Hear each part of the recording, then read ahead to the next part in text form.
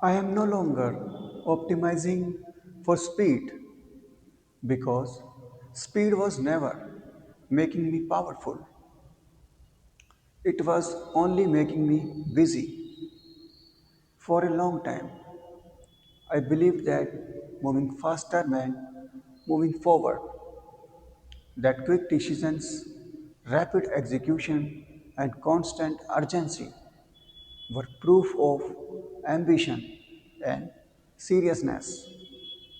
Speed created visible motion, and motion felt like progress, but underneath it was quietly eroding clarity. Speed forces decisions before understanding, action before alignment, and output before direction. When everything is optimized for speed, there is no space to think, only pressure to react. And reaction is the lowest form of control. Speed kept me productive on the surface while preventing leverage from forming underneath. It rewarded responsiveness and punished reflection, even though reflection was where the real advantages were hiding.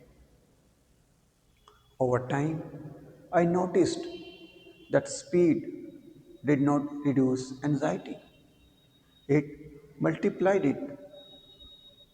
The faster I moved, the more unfinished loops I carried, the more fragile my decisions became, and the more dependent I felt on momentum to avoid confronting mistakes. Speed created pressure without purpose. It trained me to confuse urgency with importance and movement with meaning.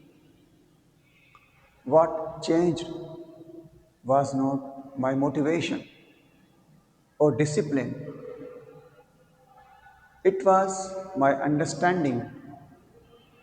I began noticing that the people who endure, who build things that compound quietly over time, are rarely the fastest movers. They are the clearest thinkers.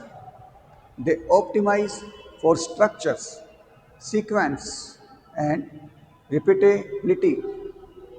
They design systems that function even without they function even when energy drops, attention drifts, or motivation disappears. They decide slowly and execute calmly when looks unimpressive in the short term but becomes unstoppable over the long term. Speed without structure collapses into chaos. Structure, even when slow, creates stability, calm, and optionality.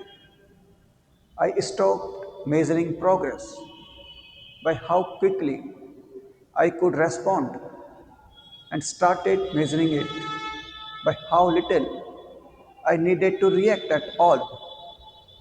I began building processes that absorb uncertainty instead of transferring it directly into stress.